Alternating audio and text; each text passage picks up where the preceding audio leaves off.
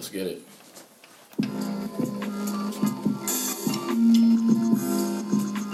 Lock in. Lock in. This angle a little different, but we're gonna make it work. Yeah. This episode is gonna be plenty of round of applause. Oh yeah. It's a long time coming, man. It's gonna be one of my favorites for sure. Clock in. Clock in. Episode 92. 92. Hey, y'all boys been at it. Yeah, man. 2.5 years, bro. I admire the setup and the grind, for real. You don't know how hard it is to do this. Man, that's love, bro. Yeah, Appreciate that. We love it, though. As you all can hear, we're back, man, in the studio. We on our Grussle grinding our hustle. Shout out to Grussle. You already know what it is. Neat was goody.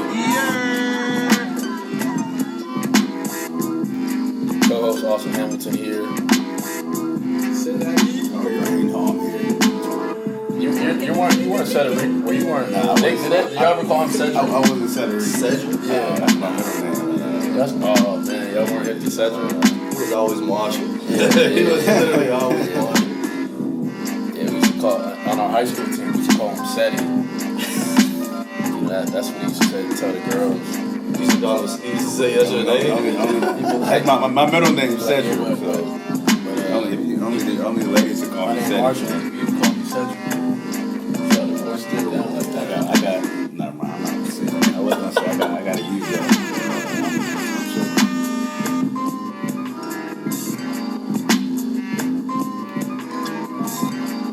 Let's get it, man. Time to clock in. Yeah. You ready? Yeah. I kind of got my swag back. You know what I'm saying? There's more to come as far as football. Kind of got my swag back. gotta know that.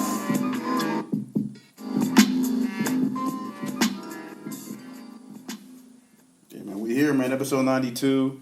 Co-host here, Marshall Hamilton. Austin already introduced himself, and man, long time coming, my guy. Got my man Definitely. Keith Crump in the building. Definitely. Farham's finest, Richmond's finest. Yeah, you'll see. I don't know if we ever officially met. I don't think you guys have met. 'Cause Nah. Every time we played, you were playing, or you couldn't come. Yeah. Maybe Me just and my like, brother was just talking about you too. Yeah. Yeah. So me and my brother, we never really. I I seen you forgot play about your bad brother. time. Yeah, I forgot about your brother. I seen you play bad time. He was with VA Assault for a little bit, right? Yeah, it was. Yeah, they were straight. We had some battles against them. Where did he end up going? He went to Virginia Union, and then he transferred to EMU. Okay. With he actually brought up on the way here when y'all was at the Richmond camp. University of Richmond. That's Y'all right. played on the same team. Yeah, that's right. Yeah, we had a mob in that joint too.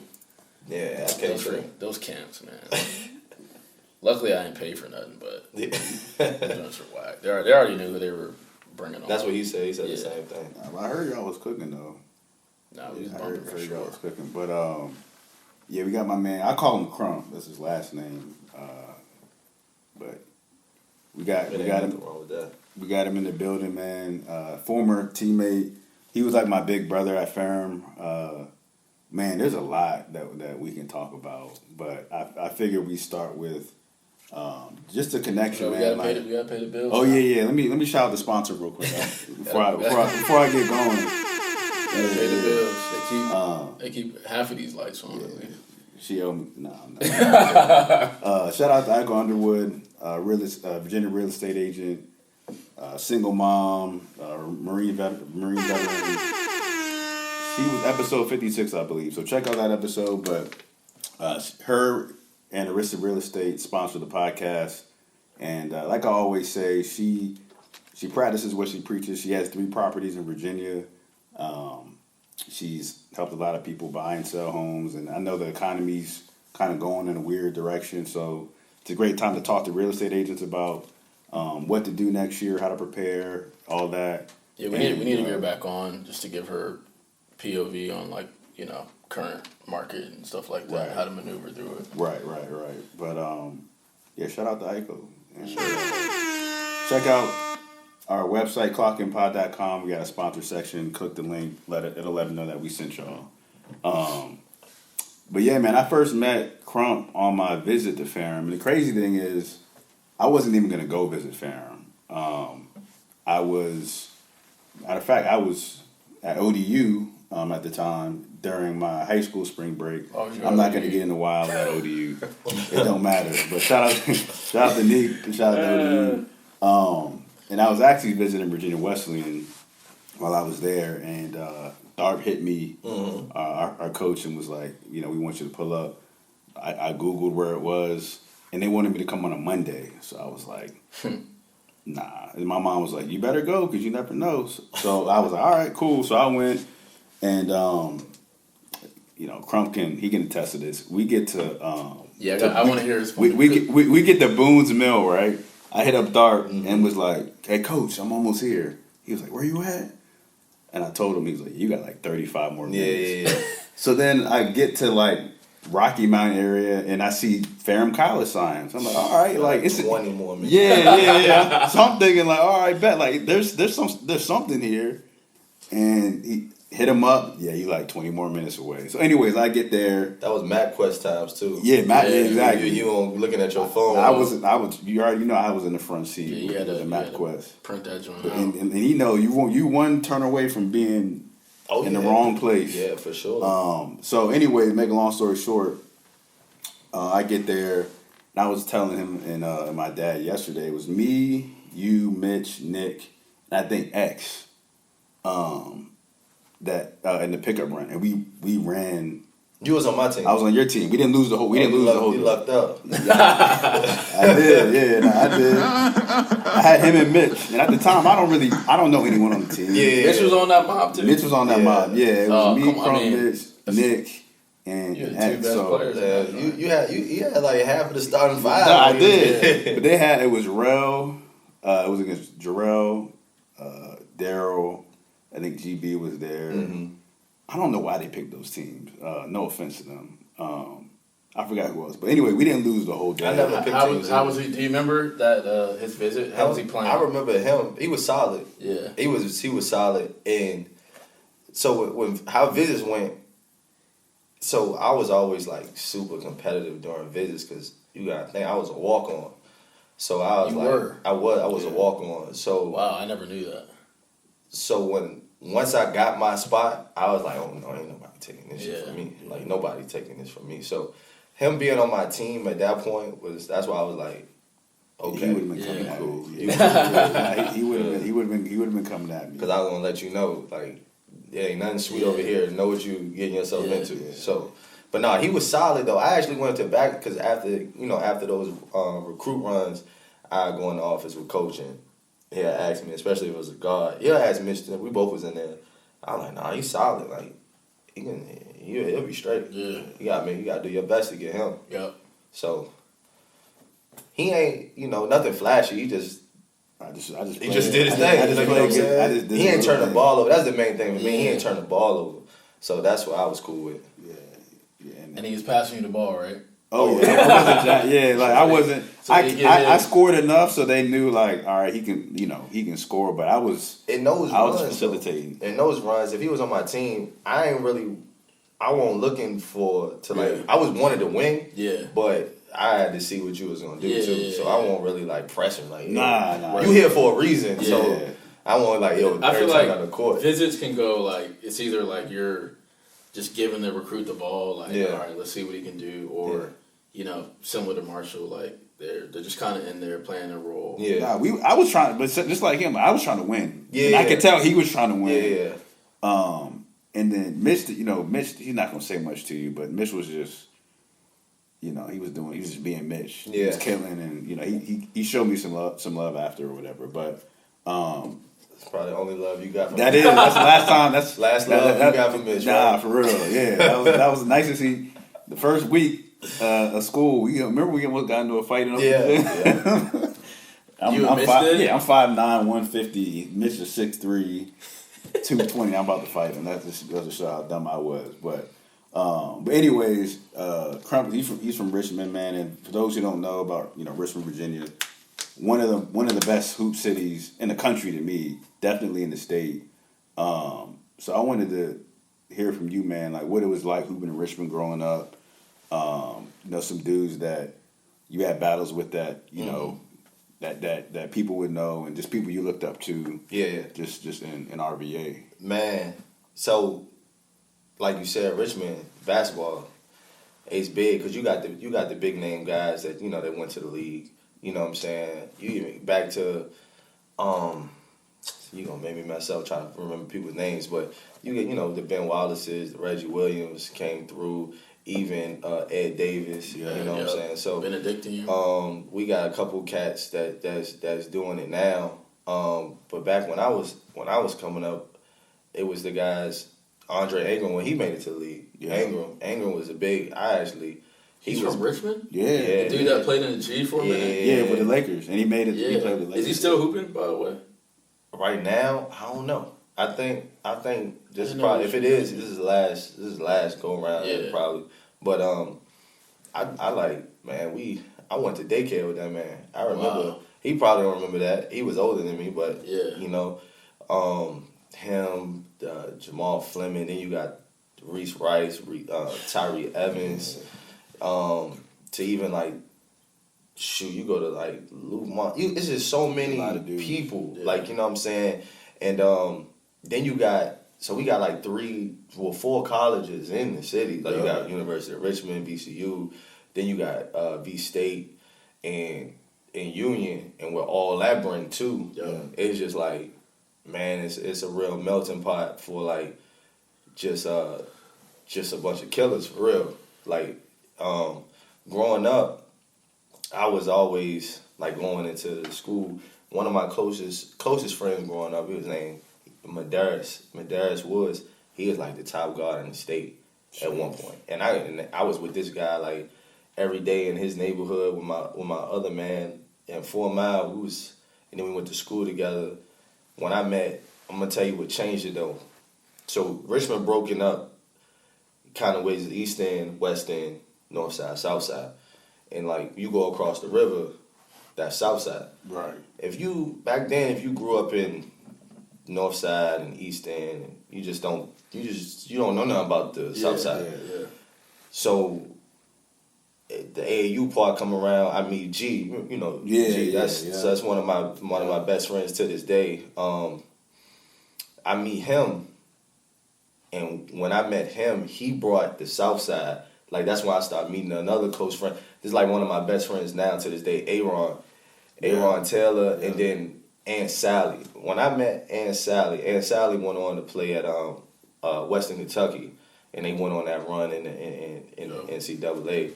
But man, when I met Aunt and I found out we was the same age, I said, "Oh nah, I got some work to do. Yeah. I got some work to do." But like growing up and being around that, and there's so many other guys I'm missing. Right. But you know what I'm saying. And I know there's guys that either got locked up or maybe even Exactly. killed that no one will never, the dudes that got cut from the team just because of behavior that probably we'll never know about.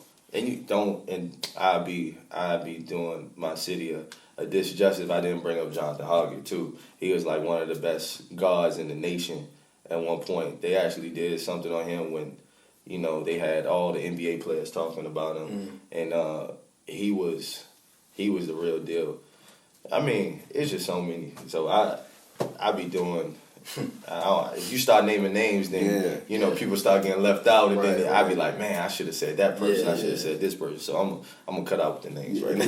But the crazy thing is, when you play Division III, especially in Virginia, you meet people from like the most random parts of Virginia, right? Yeah. And when it came to my roster at Ferrum, all 4 years, and when I would play other schools, I mean, half my team was from Richmond, right? Oh, for real? Yeah, really? yeah. Like when we were, so we had you, Tay, that was it. Zach Benjamin. Yeah, not half the team. That's probably something. That was it. But I'm about to say. My junior year, we had like 4 freshmen from Richmond, including Tay. Senior year, I think we had like 4 or 5. But we would play like Hampton, Sydney. Whoever we played, there was at least like 2 or 3 dudes from Richmond, and they were typically one of the best players on the team. Yeah. And just from playing with him, I know that you know, Richmond dudes, they all have a toughness and dog about them. Mm-hmm. You know what I'm saying? I could tell you some practice stories with him and some other dudes, but can you talk about like the whole concept of everyone being killers in Richmond, pretty much, right? Yeah. I know, and we can kind of segue into your high school and how you kind of got overlooked and got the Ferrum, Mm-hmm. but I remember you telling me how your mindset changed. I guess after high school and how you just started working, like I guess a little bit more. So can you talk about like what happened in high school? Why maybe you didn't get recruited as much as you maybe should have, and how just that rich mentality kind of helped get you to Ferrum and lead you to making the team as a walk on. So when I back in the early 2000s, it felt like everybody wanted to be a basketball player. It's like you ask a little kid now, they might say rapper. You know what I'm saying? First, before they say, I want to be a basketball player. TikToks, man. Yeah, I want to do that. That was when And1 was taking Bro, off. I'm talking everybody wanted to play ball. Everybody thought they was, and you got people that didn't even make the team that was nice. Right. You know what I'm saying? So that was around that time, and in the city, it was only like 3 AAU teams at that time. You had Squires, Metro, and Team Richmond. Yep. So they had A and B teams. If you ain't make those teams, what you doing? Yeah. Like, you know what I'm saying? What you doing? So when it came to like high school basketball, man, everybody wanted to. You probably had like 300 people trying out at our high school. Wow, man. You know what I'm saying? Yeah. So what high school did you go to? Verona. I went to Verona High School. Okay. And so, a couple. Was that like Highland Springs? So I lived in the Highland Springs area, but where the line was cut, I went to, you know what I'm saying, Verona. But that ain't doing no justice because Highland Springs is winning state. Yeah. And they was like 10 minutes from my school. Yeah. So, you know what I'm saying? So it was just tough. You know what I'm saying? But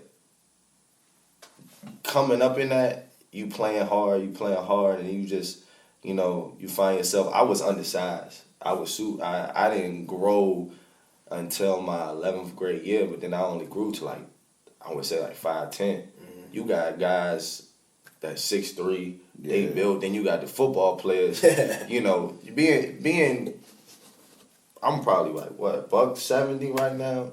Back then I was like a buck, like, you know what I'm saying? And he's 6, and you were 6'3", 6'2"? I'm like 6'2" now, but like 5, like what football?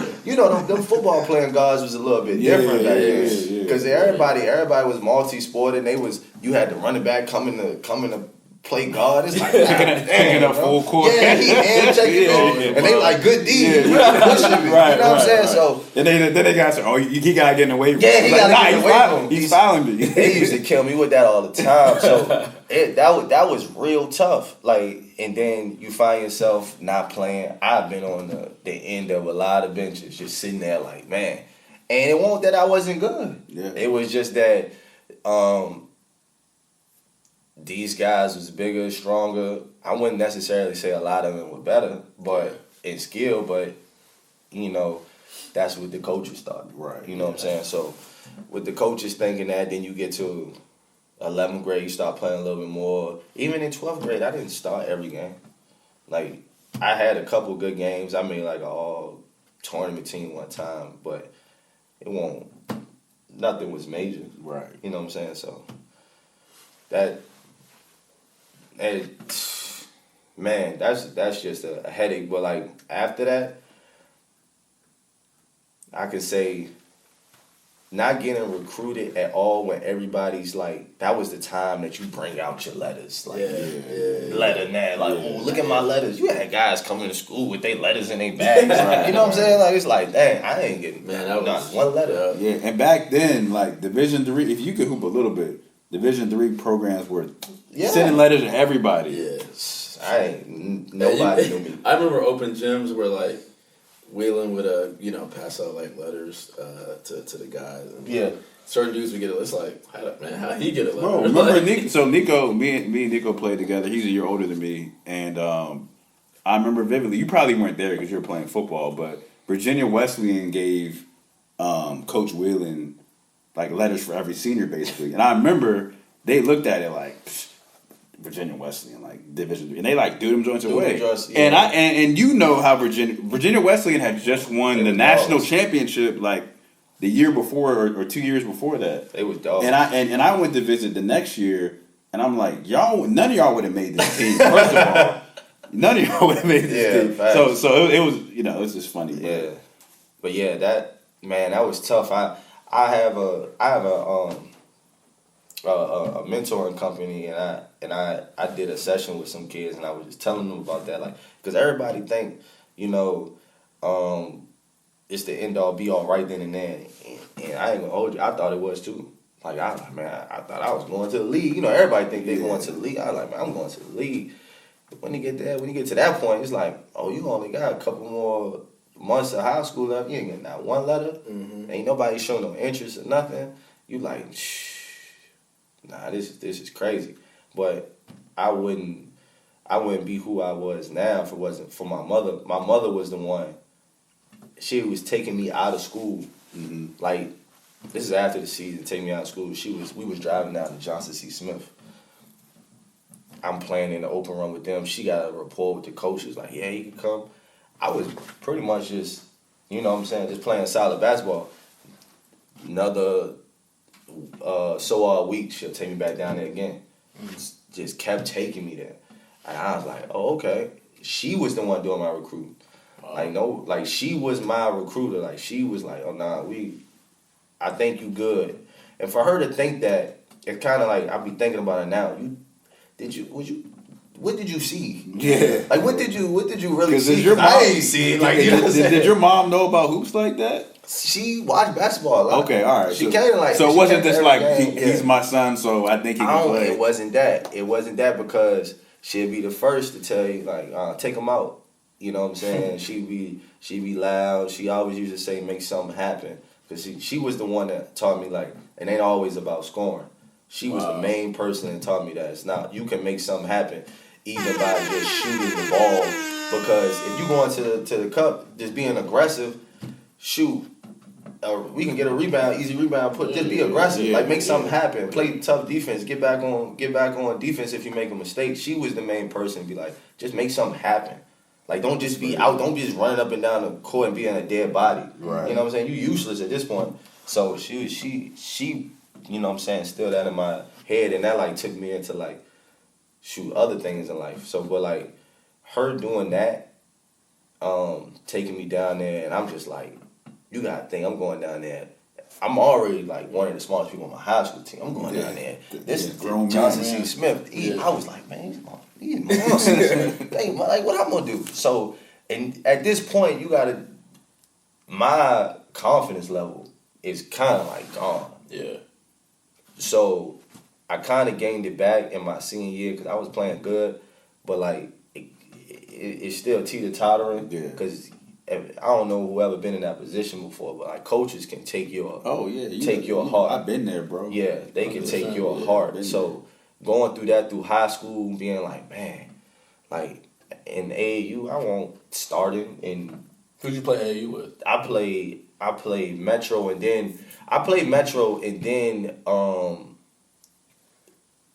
it was a local team that just built up. Because we had so many guys in our area that wanted to play, and they built the local team. I was like, oh, I'll go play with them. Yeah, you know what I'm saying. But even on that team, I ain't start like that. Like, you know what I'm saying. So it was just it was the confidence level. Because man, I was just telling somebody the other night. They was like, well, why you think this person don't play? I was like, it's confidence, man. Because typically what it comes down. Yeah, I was like, everybody probably like teeter-totter around the same, skill set. Yeah. They teeter-totter right here, but if he got the confidence, he like up here. Exactly. You know what I'm saying? So I like that confidence to do a lot for you, but like, so my confidence was just ripped from me. I remember going to John C. Smith. I was playing good. I didn't really, do anything important. They was just like, oh, he could come, he'll walk on, and then we can see about getting him a scholarship. That was like the best news I've heard in my life. You know what I'm saying? So you just saw some light at the end of the man. Then one random weekend, I mean, not weekend. One random like Wednesday. It was a Wednesday. My mother just said, "Oh, we going to visit the school, Ferrum College." I was like, "Okay, you been doing it? Okay." Man, we driving, and it's embarrassing now to say, but we was driving and we went past the black and white cows. I have never seen black and white cows before. Like I thought it was a joke. I thought it was just like Chick-fil-A. Like, bro, I was like, you serious? Like that's crazy. Like, you know what I'm saying? Like I was here, like, bro. wow, Bro, man. same Like, here. When I went, we went down there. I remember nobody was on campus. I think it was on like a break or something. Nobody was on campus, and then we went into Thorpe's office. First of all, they walked me around the whole campus. Then we went to Thorpe's office, and I promise you, they was like introducing me, and my mom was talking. He ain't look at me that one time. He didn't look. I believe it. He never made eye contact. Yeah, I believe it. I don't think he did my visit either. I was like, damn, Coach at John C. Smith, you treat me way better. Like he ain't look at me one time. Dart was, man, y'all would have called Dart, man. See if he pick up. That dude's hilarious. Right. I gotta tell the story because I never told it. So you know we played Fahrenheit your senior year, my sophomore year. We ended up beating Ferrum, whatever. We're in freaking, the lines after the game, we're shaking hands. This dude, he was a leading scorer. I think I'm like the last. He was a leading scorer. It wasn't on me though. I'm just gonna keep it. He wasn't killing we can look at the film. It wasn't on me, but he had 19. You actually were the leading scorers for your team. Yeah. Which is funny. I mean, it was like 9 points. I think I'm the last one. He shakes my hand. He goes.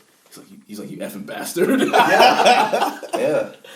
I'm like, that's love in a nutshell right there. Yeah.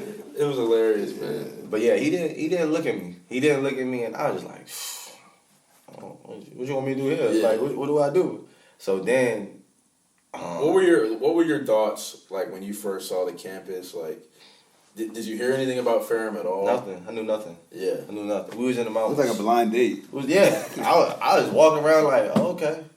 I remember. So you gotta think about it. I only been to Virginia Union. Yeah. If you go to Virginia Union, that's in Northside. Yeah. So it ain't really nothing. Like I'm like, okay, VCU didn't really have a campus. Yeah, it was you just in the city. You know what I'm saying? I've been to University of Richmond because I used to go to those camps, so that I know what a campus looks like. Yeah. Now I went to John C. Smith. That's in the hood too. Yeah. So I'm like, okay, this is campus to me. Like I didn't really expect nothing, and I couldn't take nothing away from it either. So when I went in there, I was like, oh man. So moving past that, this is the most nerve-wracking thing for your whole life. You always know when comes September, August, you getting ready for school. Yeah. When that summer hit, you like, oh, what are we doing? What am I doing? What am I doing in my life? Yeah. I don't think a lot of people understand what that feel like. Yeah, bro. That's like a feeling of like, oh, I'm a failure. Yeah. Especially when people you hoop with they going to school, and then even regular students are like, I'm going here. And then people are, hey, Keith, what you do? Yeah. I don't know. Now let me ask you this though, like during that period, like were you still motivated to hoop and like work on your game? Because like you said, like that's a devastating, like dead period, right? Like, man, what were you doing during that time to stay? I remember in shape? I was working at the time. I was working at the airport, and then I used to leave the airport to go work out and hoop, and like the hoop sessions around the city. But that's really because at that time you don't know how to work out either. Yeah, you don't know how to work out. We didn't have trainers. No, now this is a different type of. I didn't know how to work out. You just gotta go play. You gotta go play. And that's the problem today with hoops. Too many people work out and no one plays anymore. Man, you had to go play. Won't nobody working nobody out. No. Like, and if they was, I ain't know about it. So at that time, you were just bumping, you were just hooping. You gotta go find some rec, and you gotta go to them good joints. You gotta go to them good recs, them good runs to get right. But man, that's really what it was. And I remember my mom was like, "Yeah, she asked me what I wanted to do, and I was like, I really don't know. Maybe John C. Smith said I got shot. Yeah. She was like, "Nah, you going to Ferrum." She said that. Like, say less. I mean, yeah, at that point, like, say less. Like, you know what I'm saying? Because you had to pay for Farron. We had to pay. Yeah. It was like a chance that, if I played good enough, they might give me a scholarship at Johnson Smith. She just derailed that. I was like, nah, we're going to do this. So I was like, that's wild to me because that's crazy. It's the fact that, and you guys will see how it played out, but the fact that she was like, we're gonna choose a school where there's no way you're gonna get a scholarship because John C. Smith was D2, Farron's D3, and there's no scholarships in D3, and she was like, nah, we're gonna go here. That's just that motherly instinct that you just can't. It doesn't make sense, but then it ends up working out. Working out. So what did you tell Tharp after the visit, and how did your decision process go? I didn't tell Tharp anything. I saw him that day. The next time I seen him is when they had open gym. Like I don't know. Not looking back, you're probably like he didn't look me in the eye. I didn't play not one open run with these guys. I don't know who's on this team. So when you went to visit, you didn't even play with them. Nobody was there. Nobody was there. So this is not how. Did you send him did he see film? Bro, so my mom gave him my DVD right then and there. I don't know if you watched it or not. You know what I'm saying? Hold on. No, she said DVD, guys. Yeah. Gave him the DVD. I still got that DVD too. If you were born in the 2002, 3? Yeah, you don't know what that is, probably. Yeah, you probably don't know. That's wild. So it was pretty much like a cold, like I'm like on some like I'm knocking on your door, door to doors. Like I'm selling myself to this coach type stuff. I don't know why she believed in me that much, because I don't think I did. Well, I did not. Yeah. So then, at this point, I was very conscious of this too, though. I was like, damn, my parents is ready to pay for this. At that age, I was very conscious of that. And I never understood, like, when I went to school and you see people that just at school and they not going to class. Mm-hmm. And it was like, damn, your parents, you actually just throwing your parents' money away like that. That's kind of crazy to me that's real super disrespectful. A lot of people did it at Farron. Oh, my gosh. Like, and I just didn't understand, but I was very conscious of that. And so that was a lot of pressure on my shoulders too. So I was like, man, I remember when they first week there, man, I'm thinking about, all right, I'm in college, I don't know nobody here. Middle of nowhere, 4 hours away from home. My parents paid for this. And I'm here to play basketball, but I don't even know if you're gonna be on the team. Yeah, I don't even know. Yeah. I'm like, man, that type of pressure and that type of like just on your shoulders, that was like different. I couldn't sleep. Like I really could not sleep. I was just like sink or swim. Oh my gosh. Oh man. It was tough. It was super tough. And I remember like I wasn't even playing like myself. Like I'd be in like the open gym. And you ask them guys now, they was like, oh no, you was nice, you was good. I was like, I was terrible. I remember it was on tryouts. It was like mad people there for trying out. A guy made me fall. I've never failed before. I've never failed. It's just one of them days. No, I'm locked up. Yeah. My body locked. Do you remember who it was? Yeah, I know who he is. You gonna shout him out? Yeah, Wayne. Did he make the team? Wayne was on the team. Oh, all right. He was on the team. Shout He started out to like he went. At least he was on the team. Yeah. So, but like I went to every workout. I played with these guys and like before the season, so I knew everybody. I was playing good, but like in that tryout, my body was locked. I couldn't do nothing. Like I was just that nerd. The anxiety took over me. So hold on, let me stop you there. So you said you were like developing those relationships before like tryouts. Oh, for sure. Yeah. For sure. That was a big thing. I made sure I went to every workout. I went to every open gym, every cardio workout, weight room, everything. Even if it was at study hall, it's embarrassing. You in there with college kids. I didn't go to no weight room in high school, and I was like $120. Man, I had like 225s on the side, like and then struggling to get them things up. Like I was like, man, I don't. So I'm in there though. I made that relationship. I'm talking to the assistant coaches, trying to, just trying to do something. Yeah. Like, you know what I'm saying? But yeah, that it was different. And then like that was the top when I fell and you hear him in the back like laughing. I was like, you just like, bro, what just happened to me, bro? Yeah, like wow. So when I made that team, it felt like what do you think was the turn? Like, what do you think?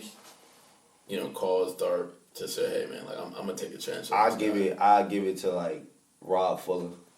That he was a senior guard on that team. Your coach Fuller. Yeah. Oh, I didn't. Rob, they played together. He was a senior. Wow. He was a senior on that team.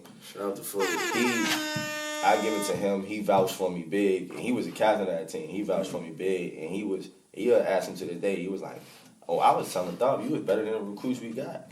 Wow. Man, at that point, I was like, man, I don't know what's going on. So, Do you remember, like, was there something in tryouts or like open runs that you were you just killing the starters, or like were you locking up? Like, what was? So when open gyms, like after the first couple runs, I started getting in my little rhythm. Yeah. And I was playing, like how I normally play. Like if we went to, one of the. And Crump can score, like I'm gonna talk. I'll talk that talk for him. Yeah, like, he's a bucket, man. Yeah. So, and there's a lot of kids, and the reason why we ask because we train a lot of kids. A lot of kids, parents listen to this, and there's so many kids, man, who like right now, their parents are like, I don't see it. I'm basically about to give up. mm-hmm. And their kid's like 12 years old, and you're 18, 19 years old, and you're taking a chance with no guarantees. And then there's kids who get some like, dog. I told them last week because it was the first week of high school games. Mm-hmm. I'm getting texts from parents. So and so didn't play that much. Like basically panicking, and I'm like, I know what I went through. I know like people like you went through. So that's why it's like people need to understand, man, how adverse. Yeah, how you just got to push through. So I bet. I mean, look, I know Crump, and. Maybe it was different back then, but I bet you had some open gyms where. Oh, I was killing. You killed. Yeah, for sure. I had them.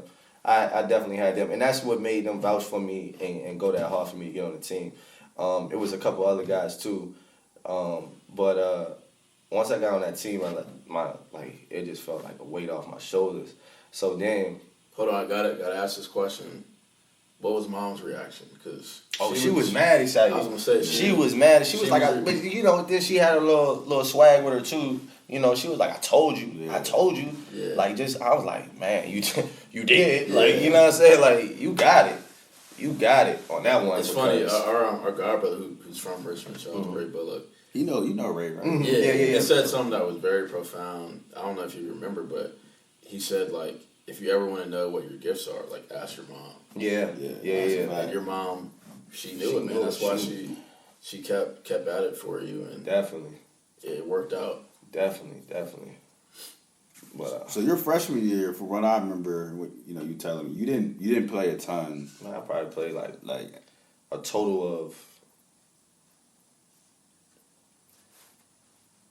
how many games is in the season? 25 regular season. I probably played like 20 minutes, 30 minutes. Wow. 30 minutes. You know what I'm saying? But let me ask you this, because I'm a lead into your sophomore year. What were you doing in practice, though? That's what I want to know. First of all, in practice, I was killing. So, coach had this thing of like, on the scouting report, there's probably that one guy on every day in practice. On the other team was that one guy that was nice. I got to play him. That's the best. That's the best. Yeah. Oh my gosh! You can do whatever. I used to go crazy, and so you got. We probably had that freshman class that came in with me. Man, it was a lot of guys on that freshman class. I ain't never seen that many guys come in since I've been there. Yeah. Like that freshman class that came in with me was a lot of guys. Wade Jarrell was on that. Yeah. Jay Henney was on in that class.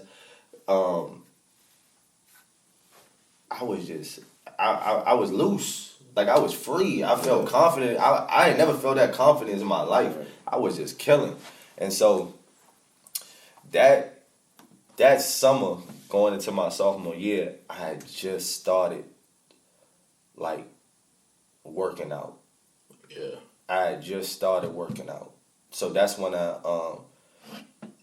me and George, he played at AMU. George, that's George Johnson, one of my best friends. Yeah, I didn't know that. we was together and we started working out a lot along with Jake 3, and then And Jay was at Dell State, right? at that time he was, I think it was George Mason. I think at that time. I think so. His brother's Jarvis, who played at Delaware. You played against him. I think you played against Jarvis, him. 3. Jarvis 3. I think you Played played point against guard. Oh, But yeah, Real athletic bounce, dude. right?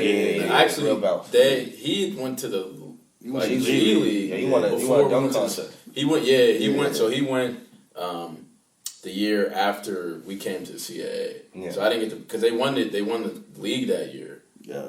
But he had left. But I didn't get to play. But I remember him like he had crazy bounce. Yeah.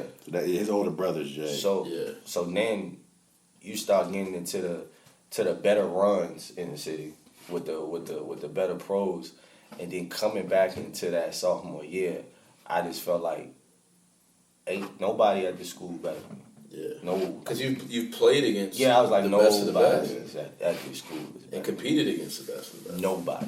So once I did that, and granted, I'm a walk on, right? Yeah.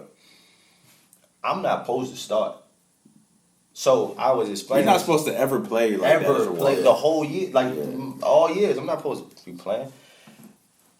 Well, I'm curious. Like, what is a at that level? Like, what is a walk on like? Trash. It's the same thing as everywhere else, bro. Trash. Like, you're not walk-ons don't get playing time.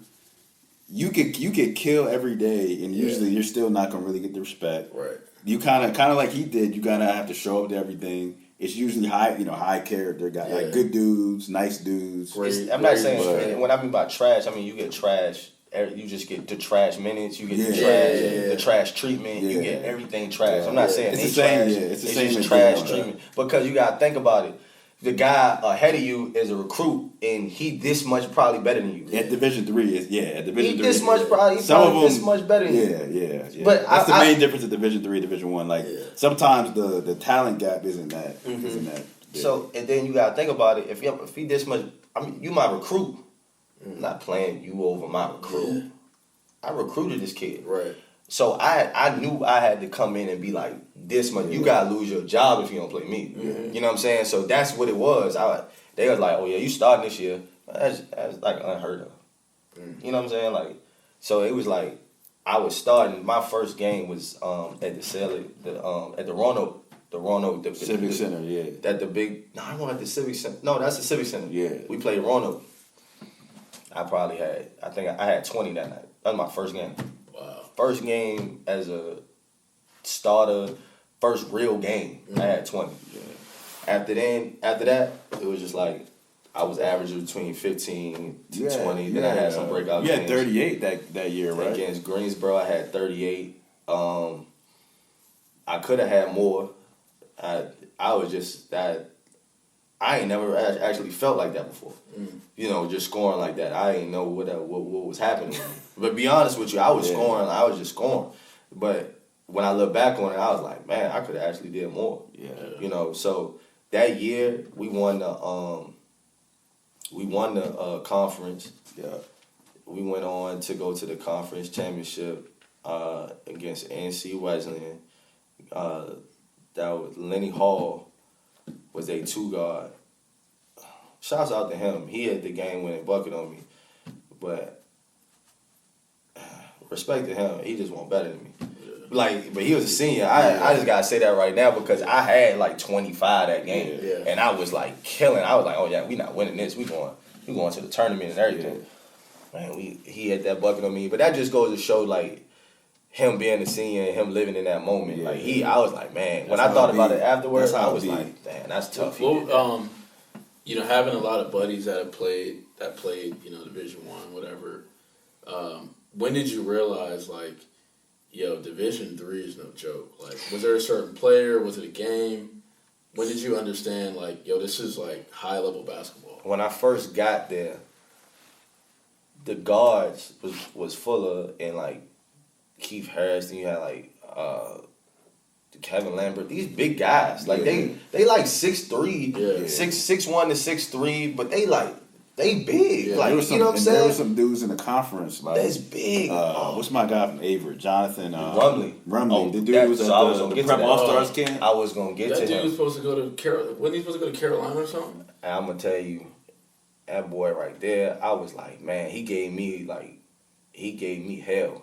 Like it was reciprocated, but man, like I did not enjoy that. I did not enjoy that one right there. But he was like, I remember after Kane, he was windmilling. I'm like, this dude's going. He was solid. Yeah, and he had that thing on a string. Yeah. But like, so in he that got in trouble, right? Like, because he was wasn't he at UNC? Nah, he got recruited at ACC, but he got caught with weed and something like that. Oh, for real? Yeah, he was supposed to go to Division One, but he got in trouble. It was in that league right there. I forgot the cat from Greensboro, but it was a guy at Greensboro. He was nice, but you had Davon Barton at CNU. You had Lenny Hall and Trey Drake at NC Wesleyan. Trey Drake. And then Trey's probably the only guard that I've guarded in college where I'm like, there's nothing I can do with him. He was quick back then. There's nothing I could do. There's nothing I could do. He played like Isaiah Thomas, like lefty Isaiah Thomas in his prime. That's how That's a fact. That's a fact. So you had Davon at CNU. You had the cat at Greensboro. Then you had Jonathan Rumley at Avery. You had Lenny Hall and Trey Drake. It was just like, yo, the conference is like, I was like, there was someone every night. Hey, what's going on? Like, you know what I'm saying? Yeah, I did for the sake of time, man. Because junior year you killed again, but you had basically like 2 senior seasons, right? Oh yeah. So we got to get to my freshman year. The semester that you were supposed to have your senior year. Yeah. That didn't happen. Like this, we gotta get into the spicy stuff now. Right. Yeah, for sure. Yeah, your first senior year. So let me build that up for you. That summer going into my real senior year, that was the most I've ever worked out in my life. I'm talking about 3-a-days. I'm talking about lifting. You know, I'm working out with Corey Alexander, and it's me, G, it is Jay. Then working out with Coach Sherrod at another gym. Then we would Reese Rice, and it's just like at that point you just feeling like it's like, oh, I'm good. Ready, then you getting your stamp from like the ones that you looked up to. They stamping you. They like, oh nah, hey, Crump kind of nice. Like, you know what I'm saying? He nice, and it's like, damn, where he was at this whole time? You getting that type of stamp. So I'm going into that year like, oh nah, we about to win it all. Like that's all I'm thinking. I'm like, I see further than just conference. I'm thinking about we can win it all. Because then we had Mitch, and Mitch is another demon in itself. You know what I'm saying? Another walk on. Yeah, another walk on. We went there for football, and walked on. Ended up being an All-American. And All-American, and he broke the school rebounding record in 3 years. Man, Mitch like 6'4", You're right. 6'3". He like a little bit taller. Yeah. He was our center. Yeah. And he was dunking on footers. Dunking on footers. From y'all's perspective, like, what did he do that just like? Oh, like, did he have a crazy motor? Can I say a dog? Like what was it? Because I'm evil. Nah, for real. Evil. I can't. He evil. So you gotta think about it like you could say I was on the court. If you was my opposition, I'm evil. But like Mitch was like all the time. He like mentally had some problems though. From what you used to tell me. He ain't had nobody. He tried to follow him. He's about to be at my front door next week. Yeah. I mean, you gotta be. I said Mitch was a little. I didn't. He probably quit like 15 times. Look, we gotta tell the story. Remember Mad Dog and Martin? Real quick. Yeah, he about to be like Mad Dog. Like, got out of jail. Yeah. Bro, one of the first stories I heard about Mitch was, I think it was y'all's junior year. He got in foul trouble, and then he got a tech for saying something to the ref. It's a home game. Yeah. And Coach Stark told him don't say anything like at all, like not one word the rest of the game. Mitch starts cheering for his teammate. Coach said, "Did I tell you not to talk?" This dude Mitch leaves in the middle of the game, puts his street clothes on, sits behind the bench and is talking trash to our head coach, and like cheering even louder for his teammate. What was he saying in the dark? I don't know. He You're like saying stuff like I told you. You're on the team. Like right? I wasn't on it. This okay. is the legend of Mitch. Like I get on campus and they're telling me this like the first week of school, and they're telling me with Mitch, like how the antics of Mitch. Let me break it down. He's an All-American. I'm not saying he's an All-American. He never got named. I'm saying he was first team All-American. Yeah, no, I remember. First team All-Region, everything. This man, like he was that dude. And you won't gonna get the best of Mitch that night. Nah. I never seen anybody get the best of him. Yeah. He's going up on vert off the rebound. Boom! Mitch had Was he like crazy athletic? He was mad Yes. explosive, bro. Yes. He was super explosive.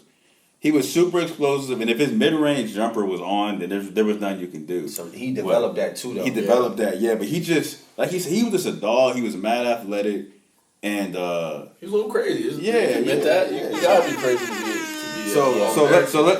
let's get into.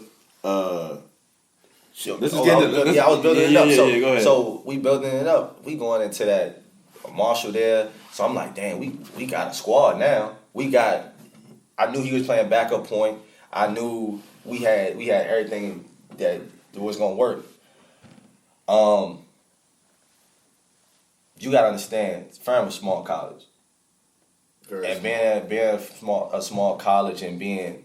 I'm not going. I toot my own horn now. He was the man. I was that. He Yeah, was the I man was that on guy. campus. Yeah, I was that guy. He was the man on I was that guy. So being that guy on campus, you just on that small campus. Oh my gosh, professors love me. Everybody just they love me. And if you didn't like me, it was just that was just you. But homecoming weekend. I ended up getting into me and two other friends of mine got into this big altercation with some guys, and I ended up getting shot.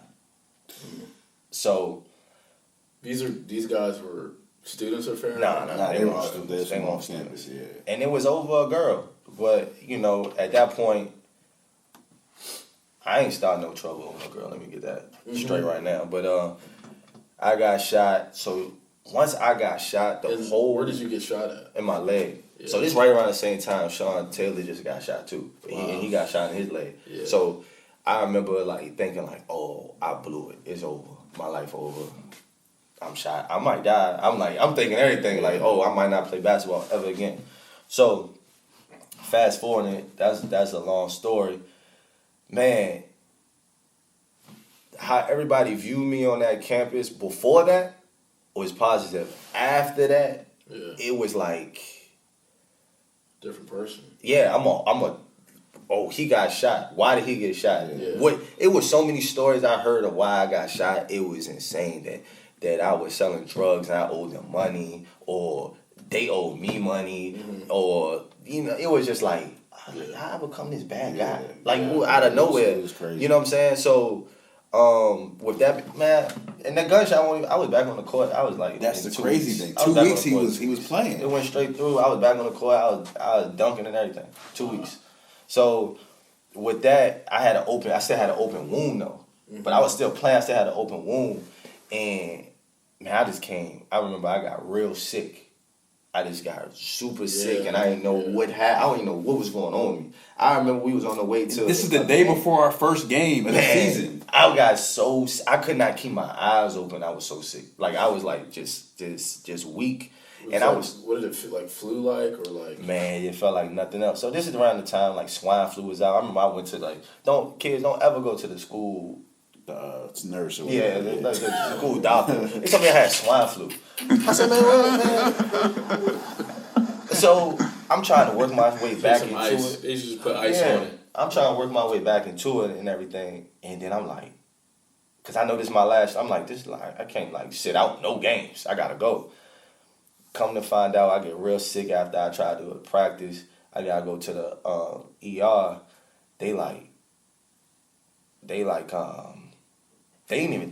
I went to the ER 3 times. Then the third time, it was oh, you have mono. I was mono? Where I have mono from? Yeah. Around this, since I got shot, since I got shot, because everybody thought I got mono, because they called it the kissing. Yeah. Kissing. I got it too my freshman year. You did. You was kissing the girls too, though. That's probably what happened with you. I was. But so you gotta think, my reputation around that time was like I was kissing. You know what I'm saying? But after I got shot, I wasn't doing nothing but trying to get back into to mode. Like I was like, nah, I gotta get straight. So they was like, man, that joint could have came from numerous of things. Like your body, you had an open wound. Like your immune system was low. Man, I ended up getting mono. I had to sit out the whole year. They told me by me going to practice those 2 days, I could have died. Wow. Because if I just got hit a certain way, or like just exuding myself, I could have died. I was like, well, that would have been their fault because they told me I had swine flu. Like, you know what I'm saying? So, you know, going into that, man, was tough. I had to sit out that whole season. I'm running the camera for the team. Yeah, he was like the man. I'm running the camera. Like this is the he first. Was coaching, but he was our third. He was our third assistant or second assistant I'm coach. doing everything. So were you able to do like any sort of exercising, like because you get on the court with the team? No, just like. You know, I did everything. Yeah, he was playing like he could. I worked out. That was the first time I got to play intramurals because everybody at school think they nice, especially at Division 3. Oh they think, gosh, I should be on. I'm better than them. I should be on. So you hear all like I'm better than Crump. I hear that in the calf all the time. Yeah, man, I play intramurals. I treated that thing like it was goddamn that was your G League. I treated that thing. Crump went back to the G League. I was like hot sauce and that thing. I was going on his head and everything. I was wilding in there, but like that was the first time I was actually a regular student too. Yeah. So I felt like you got all this time. I was like, man, like I worked out after class. Some days I don't got class. I work out. I'm like, damn. You don't know what do I do? Yeah. What do I do? I don't know what's going on. That's a wild life, bro. Like oh my gosh. Yeah, that's a wild life. My senior year, after our season, like I didn't have to do mandatory workouts or anything. Yeah. So like the first 2 weeks, I was a regular student. I was wilding, dog. I'm going out like 3 times a week. I'm like, man, I don't know how y'all do this. Yeah, nah, I see why kids flunk out. Nah, you do though. So I had a thing about me, like I everything Coach said, I just did. Like I believed in him that much. You know what I'm saying? I believed in him that much, and he was like really like a second dad to me because he was looking after me at that point. He was like, don't drink 48 hours before a game. I ain't drink before. I ain't have sex. I ain't do nothing. I was just believing in everything he said. I wasn't doing nothing. At that point, when I had to sit out, I was like, you get into so much just it's easy, man. BS is insane. It's easy. Like, it's like, man, and you got to wrap your head around, that's around the time I was just, when I said the people's ideal perception of me start changing, everybody's looking at me a certain way, in a different way. I'm talking about even like, when not just students, but like let's talk about the college. The college and the police, they just looking at me different. Wow. So they started treating him like AI after the bowling incident. Yeah, very true. And you know what's crazy is right around the time that 30 came up too. That's how they started treating. Man, they was it was really like not something that a 20-year-old, 21-year-old kid should ever go through. Especially a black kid. Oh my God! Especially in Franklin County. Franklin County. We didn't even get to this, and I'll be quick with it. But so when this is in 2009, 2010, when I went to visit, I saw Confederate flags all the time. They told us don't go 2 miles past campus because there's some activity, and they were talking about like Klan, white supremacist activity, going on in the woods. This is where we were. Now campus was like I joke with Austin. I'm like Ferrum was like HBCU. It was like 60% black. Nah, it was. You know what I'm saying? It was basically like a little mini HBCU on the low. But off campus, it wasn't many of us. Nah, it wasn't. It wasn't many of us. So this to make a long story short about the junior year. His first supposed to be senior year, we were trash that year. We were trash. I'm just gonna call it what it is. Yeah, we were trash. But it actually was a blessing in disguise because going into my sophomore year, his senior year, we have him coming back. We have a guy who played 2 years before I got there, Marcus Mayo, who played football as a quarterback and was an integral part of their team. He had decided to take a year off to try to transfer when I was a freshman. It didn't work out. So he came back. And this is the wild thing about your senior year, bro. We had no freshmen on the team. No freshmen. No freshmen on the team. It was... No. All vets. You know what? What I found out, too, I found out this year, it was hard to recruit, though. Yeah. Because you got to think, it's a D3. So people who go into a D3 expect to play. Yeah. So coming to that school and seeing that type of talent already there, it was like, why would I go here? Yeah. I'm not about to play. Yeah. Like, it was hard. I didn't know that. I was like, oh, dang. And most of our recruits, I remember, were guards. And we already had... Guard heavy. We was guard heavy.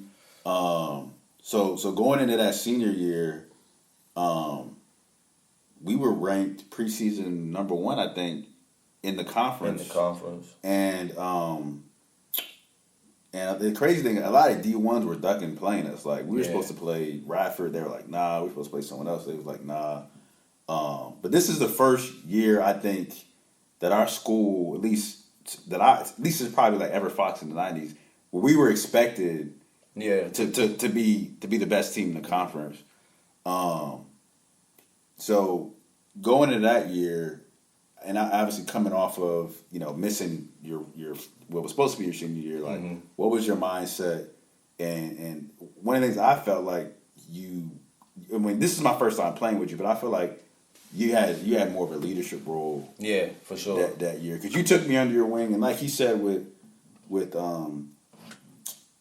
whole, like, I don't drink before games and all that other stuff. I'm going to that season, and this is my first time in college. I was single. You know what I'm saying? And the first month, I was out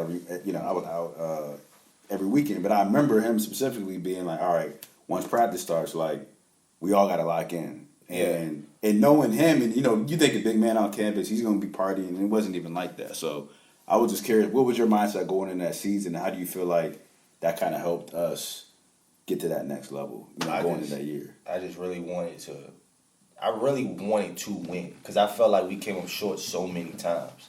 And then it was like I wanted to win so bad, but then I also wanted to get my recognition too, because I felt like I was, even though I got the accolades that I got, like I all conference first team, all conference second teams, I got the all state award, I got the all that stuff.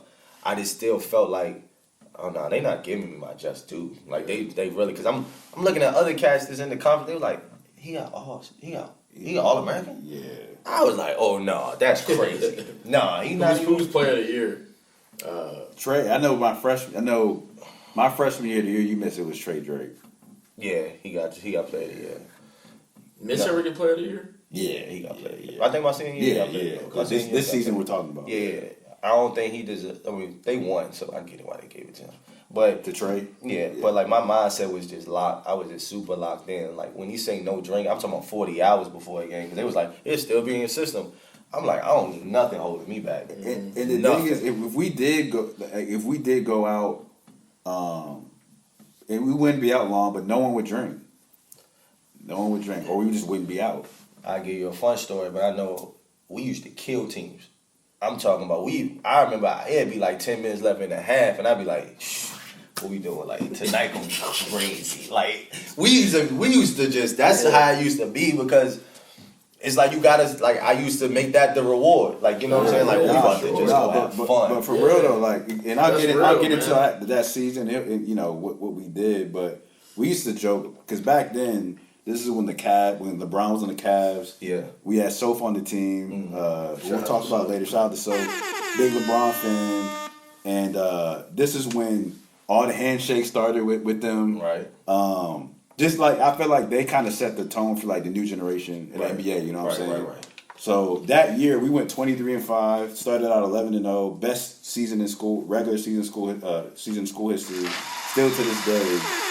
And like you said, it was funny, we would mimic the Cavs, because they were smacking teams too, And you know, in college, when you come out the game, like you didn't put your warm up back on. Nah. We're coming out the game. We're putting our warm up back on. Yeah. Everybody had a different mindset. Had a towel. Nah, we had a nah for real. Like we had the and that's funny. we that season is probably like the most tick that a walk on has ever gotten. Yeah. But yeah, it's just funny because we be up like 20, 25, 10 minutes left. Yeah. And yeah, it was That day it used to be fun. It used to be a blast though, because that was the first time that I've been there that it was like whoever stepped on the court with us this night, it was like, y'all about to get hell. We knew we was winning. We knew we winning. Like y'all about to get hell. And it was just like that's how it went. That was really the funnest time that I probably had at school. Like the funnest, because in that same instance when I was talking about, you know, the problems that I was having off the court, they were still going on though. Yeah. Like matter of fact, it kind of amplified. Yeah, the more we played, it amplified, because we used to do this thing. We used to, you know, that's was right around the time the threes came. Like we was throwing up like this, and we used to, man, it's this thing we used to do. And we used to be like, bleh, bleh, bleh, like that. We like, oh, so you blood. Oh, so like, we used to do that in the game. You gotta think a college game, kids doing that. That's like we was just whoa. fooling. We was just playing around, but it got amplified because we had played like this Christian school. Lancaster Bible. Yeah, I don't know. We was killing them, and the whole bench was like, bleh, bleh, oh, you blood. And we was just, man, we probably beat them at like 50. I was like, oh my gosh. But then after that, they had said that I was a gang leader, and campus police emailed them and said I was a gang leader, and that I'm this is just wicked. Wow. And so coach went to bat for me. He went and got a PowerPoint of all NBA players and college players doing this, and be like, he's just doing the same thing as them. Yeah. Man, after that, they saying it's random searches. They come into my dorm room with dogs, knocking on the door like 8 in the morning, like, oh, it's a random search. So I'm not doing nothing. At this point, I probably had like a 3.2. Yeah, that's the thing. I'm a good kid. Like he's a computer science major. Yeah, I'm like, damn, come on in. So then they coming in with the dogs. I'm sitting right there like, man. It was like, oh yeah, this is a random search. I tell coach. Man, it's probably like a month later they do the same thing. He says random. He called them. He like, how is it a random search? You keep on going back to the same room. Yeah, that's not. So then There's no coincidence. it's not a coincidence. They was like, oh, he's cooperative. Coach was like, of course he's cooperative. He don't got nothing going on. Yeah. Like, you know, he a good kid. Man, during this time, I'm getting like locked up. Like I'm getting arrested. I'm spending like nights in jail for like you would think the weirdest Wait, you stuff. actually were getting arrested? Man, like probably like 3 times in school. For what? It would sound crazy. It sound like, but like just being me. Like it was weird. It was just one night. I think Marshall was there. It was just one night. We was leaving this party. It was a group of us. We just walking back. We got stopped by the campus police. Yeah. They was like, we heard guys was hitting cars and stuff. So at this point, it's a bonfire going over here. Like, this is white kids. This bonfire going over here. They drinking and everything. You can see the bonfire. Mm-hmm. I'm like, why y'all not over there talking? We don't even have no alcohol. Why y'all over here talking to us? So then it was like, shut up. Man, they used to disrespect me. They like, shut up. I'm like, it was like, Crump, sit down. They like calling. They don't know nobody else's name. We in the group. It's probably like 9 people. They just saying my name. They let us go, sit us on the curb. I walk back to my room. I'm in the room just quiet. I'm actually talking to my sister on the phone. And I'm cleaning up my room because I'm like, man, I'm not going back out tonight. I'm really saying that. I'm like, not going back out tonight. I accidentally pushed the screen of my window out, and they come and knock on my door, and they was like, you destructing school property. Yeah. And I was like, no, I'm not. It was an accident. It was just an accident. I fixed it. So then I fixed it. Man, they still there. I'm saying, it's mad police still here. So I'm taking the trash out of my room, taking it to the trash. They like, oh yeah, come here. So they surround me, and there's a whole bunch of them surrounding me, and they like, oh, you're drunk in public. I'm like, bro, what are y'all doing right now? I said, bro, then more cops come in, bro. Right, this time it's like 13 police around me. I'm like, so I got smart with them because I already knew what their motive was, because at this time I already been locked up like twice.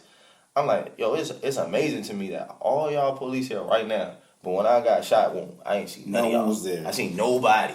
But this incident that I got shot, it was like, it's a carryover incident. You got shot on campus. On campus, yeah. Well, Yeah. it was a campus party. It wasn't on campus. Okay. It wasn't on campus, but the incident, what leveled up to it started on campus. Yeah. They was on campus, and then, we seen them another time, and then another time. I was like, bro, y'all ain't stop none of that then, but y'all keep locking me up. I ain't do nothing. You know what I'm saying? So it got real bad. Another time is the Bojangles incident. So the Bojangles that we used to go to after practice on Wednesday, our Bojangles in the town had a buffet. So we used to be like, shoot, you get a plate, I get a plate. I got 3 on my plate, you got 3 on your plate. You know what I'm saying? We broke college kids. We like, man, so only 2 people bought a plate, but it's like, 6 of us. Yeah. So we up there, they like, oh, no, y'all stealing. I'm like, ain't nobody, we paid. Like, what you mean? And here's what happened. And here's the thing. They never cared before, but the week before, this dude got into it with Soph, who was our teammate, walk on. His Instagram, Soph's videos, real famous right now. But he and we confirmed, like, he was, like, on drugs. So the dude was? Yeah, the dude, like, he did, like, coke and stuff. I never knew that. And his mom was working. Soph asked him a question, and he thought that he was questioning his mom because they worked together. Yeah, this is in the middle of nowhere. Like, mom was a cashier, he was like the manager. It's a process. And Soph was like, "What are you talking about, bro?" And he was like, "Don't talk to her like that." So then he basically was like trying to fight Soph. So then the next week we see him again, and then he's like, "Yeah, we're not doing the buffet no more." And then we're like, So okay. I'm like, oh, the signs say buffet, bro. Yeah. What you trying to do? Like let us, you know what I'm saying? Let us just eat. Ain't nobody starting no trouble. He like, no buffet. They going, we leaving, a couple of guys going to the bathroom. They just kick over a plant. That's really all they did. They kicked over a plant.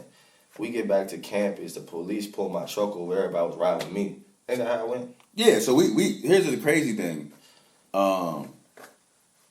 Everyone, it's not funny, but it's funny. But everyone knew his white truck. It was like OJ's Bronco. I had a Suburban. I had a white Suburban. Yeah, it was like OJ's Bronco. Yeah. Everyone knew it. So, White Suburban. and obviously campus police know him, so they pull us over.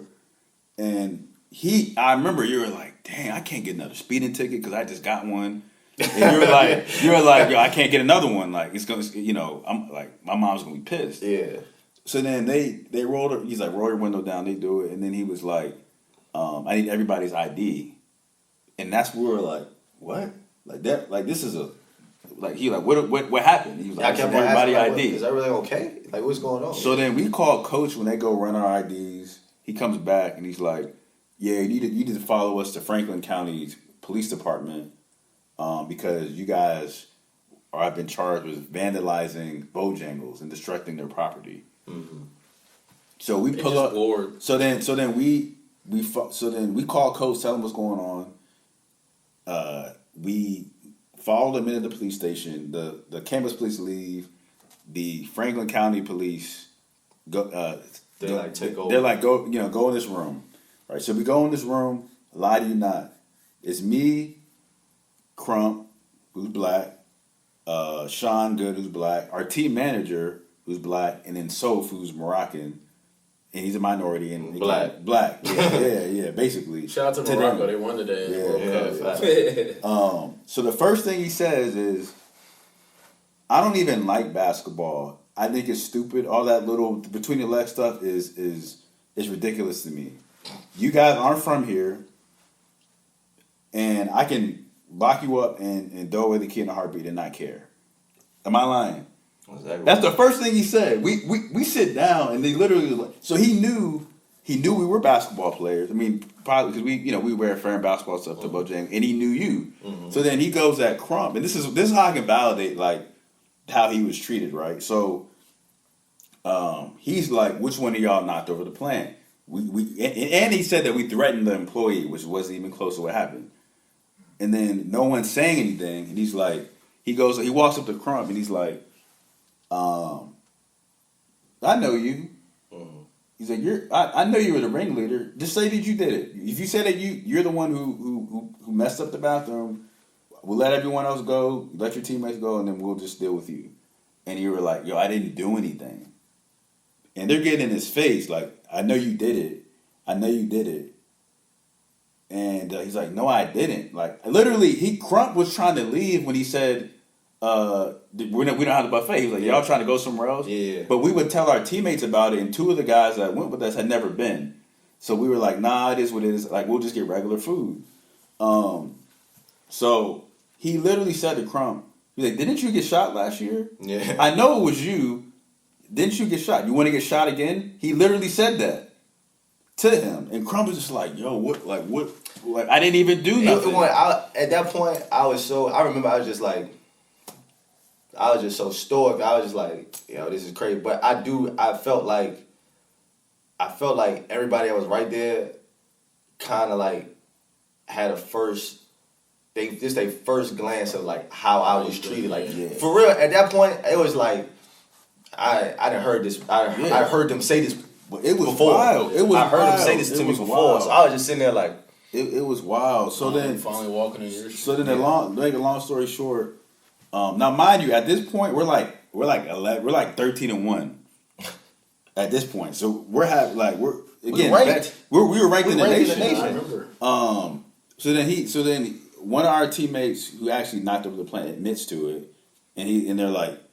Then they're lying, saying they got video. They said they had videotape of us walking towards the cash register like this, like on some Nucky If You Buck type stuff. So then we're leaving, and after our teammate admits it, he's like, "All right, that's all you had to say. You guys are banned from every Bojangles in the county and every Dairy Queen because the same family that owns the Bojangles owns the Dairy Queens in the county." And he said, if I ever see any of you for any reason, like this on the street, I'm immediately arresting you. Am I lying? That's exactly what happened. He said, if I see you on the street, I'm gonna arrest. If I had said I had did it that night, he would have got arrested. Yeah, he would have got arrested. I would have got arrested. He would have got arrested. So if you would have said anything, you probably would have got arrested. So despite all that, so then last thing I'll say on it, we get to campus. Twitter's going crazy. The thing about Ferrum is Ferrum had his own black Twitter basically, right? There's reports that the starting five got arrested for egging the bathroom, all types of crazy stuff. Like we put doo-doo on the mirror. Yeah, we attacked the employee. Gotta love Twitter. So to make a long story short, we go through all that. He's going through all that, and we go into the last game of the season, your senior night. You missed it. You ain't telling about the part you saved me. We get back to campus. Oh yeah. Coach is like going crazy on me. Like he yelling, he laying into me.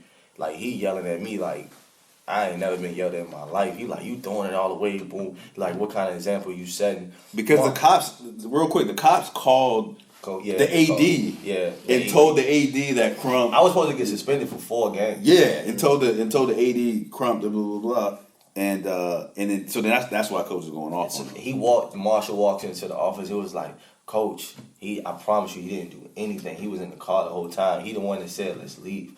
He was like, I was like, man, I was in there. I was in tears. He was in tears. I was in tears. I was just sitting there, just taking it too. Like I was just like, because it's nothing. At this point, I felt like I've expressed like this is what they've been doing to me, and then being that young, dealing with that, it was just like, man, like I just want to go home. Yeah. Like, you know what I'm saying? Like I don't even want to be here because the one person that was in my corner, he yelling at me. Yeah. Like, you know, and it was just like, man, like I can't catch a break. Like, you know what I'm saying? So when Marshall walked in, you know, I had to, I couldn't let that go down, and that's when I felt like we was cool, but after that he was like, I already know he would ride for me, and I can trust him, and I feel like it even helped, on the court. But that year, we're having the time of our lives. We were winning games. We go into your senior night. We got to win that joint to be in position to. It's our last home game. Yeah, he has one of the best clutch performances I've seen him have. We win that. So going into the last regular season game of the conference, we're tied with NC Wesleyan. We're going there. I came to that game. Whoever wins that game wins the regular season title, gets a ring, gets a banner, and then they have home court in the conference tournament. So in Division Three, III, the conference tournament game. in Division III, we didn't have these neutral locations, right? So whoever won the regular season, they got home court advantage, and if they make it to the championship, the championship game is at their school. So was every playoff game at the home school? At the home school, Mm-hmm. and that year it was, yeah. So the quarterfinals would be at NC Wesleyan. exactly, yeah, exactly. Got Well, not their quarterfinal game. Whoever had the best seeding. Okay, they hosted that whatever game that was. Got it. And look, man, he's drinking water. I'm probably have to drink some water. This topic is still a very sensitive topic. I know for us too, and probably others teammates, but we got to talk about it. We got to talk about the NC West regular season and conference tournament championship because it's I hate that school. I just do. Yeah. My sophomore year, I lost to them. Yeah. In the joint, lost to them again, and it was just they weren't even better.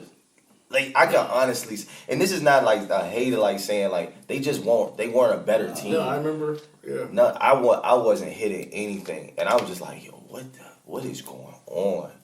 I'm not hitting, and then I used to pressure the ball. I used to pressure. The time we beat them, they had a point guard, and I pressed the ball 90. I was pressing. I picked up. I got that from G.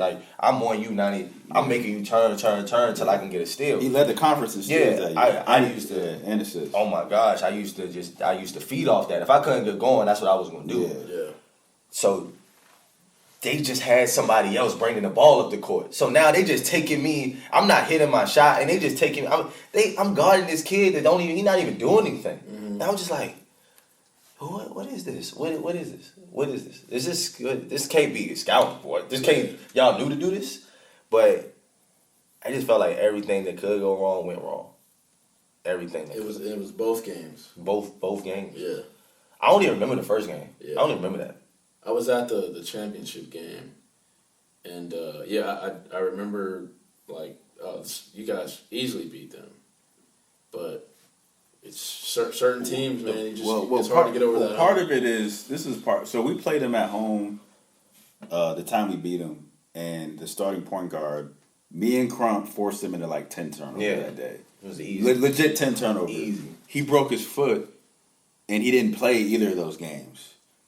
That was the best thing that happened to But him. they all, yeah, for real. But the thing is, they did not miss that. Both games, they didn't. They shot 60% from the field, but it's a really sour topic, man, because for it to be your last game, that was my last. That game. was his last game. 2 of my last games, and I'm just so you start thinking why, whoa, why? I've been throughout college. I was in so many clutch situations that it was easy. It was cool. I was oh no, we gonna win this. If you can't get going for games like this, then you don't need to be playing basketball. This is what it is. And I'm just and even down to the last shots, you just yo, we still winning this game. Mm-hmm. It's yo, that's how it ended. But you know what? We talked about this on the phone a couple weeks ago, man, and I think, and we think that this is part of it. And it's not. We're not blaming coaching or whatever. But the first 11 games, I started at the 1, and he was running the 2. Mm-hmm. And that took a lot of pressure and really just energy off of him, so he can really focus on just killing. Mm-hmm. And after we lost to EMU, our first loss, and I wasn't playing like, I was still nervous. I still was trying to figure out myself. Mm-hmm. I wasn't playing terrible, but I wasn't playing like how I could play. I think I was a good facilitator, all that. But anyways, we had Marcus Mayo coming off the bench, who, he was like honorable mention of the second team all conference that year. He's a killer, right? So they put him in the starting lineup, moved Crump to the 1, and the way he played defense and energy he put in the offense, because he also was a leading conference leader in assists that year. Here's the thing, dog. Like before those NC West games, you had mentioned like you had started to get tired. No, I was. Because I remember, other than the CNU game, your senior night game, Hampton City was like a couple other games. You weren't yourself offensively, and we were winning, but we had talked about how that part of shots it was they were short. It was short, and that's the thing about like working out, right? I was working out. I was just working on the wrong things, so I needed to. After you get out of school, you start realizing that like you need to start doing more in endurance shots, like getting them shots up in real game speed after practice, rather than the shooting machine, just real game speed, being tired while you shooting. Because I was getting tired, and if you ask me, I wasn't tired, but it showed that I was tired. So it was just like that working out point. But like he said, throughout my whole first 3 years, I was a 2. Like it was just nothing. I didn't have to worry about facilitating. So you got to think, moving me to the 1, I'm not necessarily going out there now and being straight into kill mode. I'm thinking like, oh, let me get him the ball. Because you had the All-American on your team, who you got to feed. Yeah, got to get him the ball. You have Nick, who's a shooter. Daryl. Yeah, they both shooters. Mayo wants the ball. And then to know who they are, to get these guys in the game early, you gotta like know their personalities. First of all, you gotta feed Mitch. You gotta call a play for Mayo because he got the same type of ego as Mitch. You gotta call a play for him. Then as far as Daryl and Nick, they was both the shooters, so you gotta make sure you like get them going, because if you don't get them, just feel a shot go in, you might not see them the rest of the game. That's no shot to them, but that's just how the offense flowed. You know what I'm saying? So it was just like, man. So then you get from me averaging around 18 to 22 a game to now averaging close to like 14, 15. My assists went up, but then it's like I felt like it was taken away from the offense a lot. So, and I think going into those NC West games, because to this day, dog, that it still scars. I know it scars you, obviously, because I felt like I should have been more in kill mode rather than going in with what I just told y'all, that mindset. Let me get them straight. From what I remember, you didn't look comfortable like that game, bringing the ball up, like you said, having to facilitate and then get everyone involved. Because you're a natural scorer, right? Like that's what your job is, and I vividly remember that, and that's where the importance of Marshall came in. Where he can facilitate. He didn't have to really worry about scoring. He'll defend. Yeah, and it wasn't even that. And we talked about it. It wasn't even that like Crump couldn't run the 1. Too. Yeah, it wasn't like Crump couldn't run, because he literally was tired. Well, he led the team. He led the team to a league in assists, but it was just that like we played well together. And once I went to the bench, we didn't play together anymore. We didn't play anymore. We didn't play together anymore. And that game in particular, like you needed to be in kill mode. Yeah. And because we weren't playing together, and again, and especially in big games, certain dudes are gonna want, certain. So, I did want to ask you this. At that time, you had personal stuff going on too, family stuff. Do you feel like that played a part? At that time, it's hard to even tell, because you so young, you don't know how to like compartmentalize like what's going on with you. Yeah. So as far as like the stuff. So at that time, my mom's cancer had came back, and then still dealing with this stuff off the court with the police, and it was just like weird. And then just trying to be 100% basketball, and it's like, and then you also know this your last year. You D3, so like in order to make something happen after this, you gotta get to that tournament. You gotta show what you know what I'm saying, what you made of. I'm just like, man, like it broke me when we didn't make that tournament. It really did. So you just moving past that was like real. It was real tough. I still have dreams to this day of that game. Like it was real tough moving past that. And the thing is, we went 23-5, and now our strength of schedule wasn't the best in our conference play at the bottom half. The top 14 in the conference can get people anybody in the country, but it was the bottom half that was trash.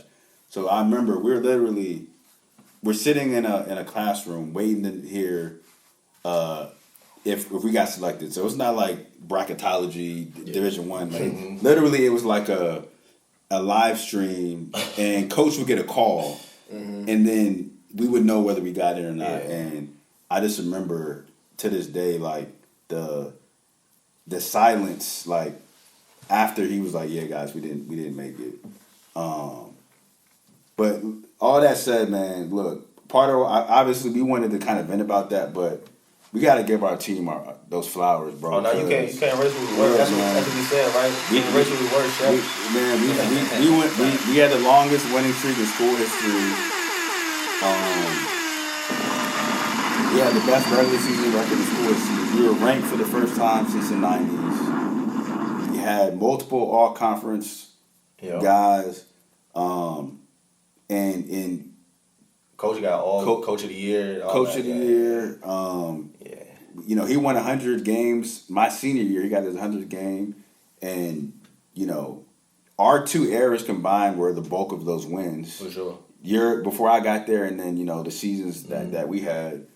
So man, I also wanted to take this opportunity to just thank our team, man, and our coaching staff and everyone who supported that year, 2010, 2011. We didn't do what we wanted to do and what we should have done, but man, we have a lot to be proud of, man. And I love those guys, man. And we wouldn't have been there without them. So last thing, man, I did. Man, we've been talking for almost over an hour and a half. It's crazy how this time flies. Yeah, it does. I just wanted to talk a little bit about what you did after with your brands and your mentoring, mainly because one of the biggest things that's tough for former athletes to do is transition into the real world, right? So, real quick, man, let's talk about the What You Need brand, the mentoring, and then if you have some time, man, talk about what you're doing with Soph. I'm gonna share this with y'all because I think this is good for this podcast. So after that, like I said, going into that summer, even like it was just like high school all over again. For my whole life, I had something to do come late August, September. Now it's like, oh, this is over now. Yeah. I didn't get there wasn't no calls coming in about going overseas, nothing. So you gotta think, I'm sending my highlight tape to so and so. Then at the same time, my mother get real sick. Then they like, shoot, you gotta look for a job. You ain't going nowhere. Like, you know what I'm saying? So now I'm trying to do all these things. My mother get real sick. I didn't know it at the time. I was like depressed. I found I could look back at that time. I was just sitting in the house. I was gonna ask dark. you. It was just dark, and I was depressed. In the middle of the day, I'll try to do the things like look for a job or send my highlight tape to this person, that person, and then I'll go be with my mom, and then I'll just be sitting by myself for like hours on end in the dark, and that was super tough. And then me sharing this story right now with you guys and telling y'all what my mom meant to me. That October, my mom passed away. Yeah, it was literally the same year that we had, like in the fall, but right after we had lost and all that other stuff. Yeah. So with her passing away, I had just got a job though, at City Hall, and she had passed away October 7th, and that was like super tough. That was like you can't even express to the degree how tough that was for not only myself but my family, because who she meant to us, Right. And then friends as well. But moving past that, I was working at City Hall, and at this time I had got interest of going overseas, somewhere in Europe, and then I had got like interest to go to South America, and I just turned it down because it was just at that point I was just like, with my mother being gone and what she meant, I was just like, and just like what my family was going through at the time, I was like, I felt selfish in a little bit to like leave, and then also I felt like I didn't want to be away from them as well. Right. So I turned that down. Me, like I said, I think about the money too. At the same point, I was like, how much money I get?